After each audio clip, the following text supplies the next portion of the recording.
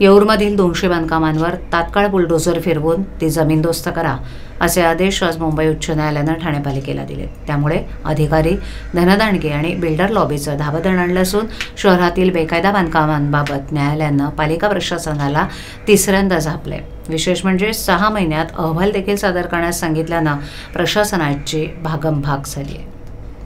मुंब्र्यातील खान कंपाऊंडमधील 21 बेकायदा इमारतींवर कारवाईचे आदेश देऊन उच्च न्यायालयानं ठाणे महापालिकेला पहिला मोठा झटका दिला। त्यानंतर दस्तूरखुद्द पालिका आयुक्त राव यांना रस्त्यावर उतरण्याची वेळ आली आणि प्रशासनानं खान कंपाऊंडमधील सर्व इमारती जमीनदोस्त केल्या।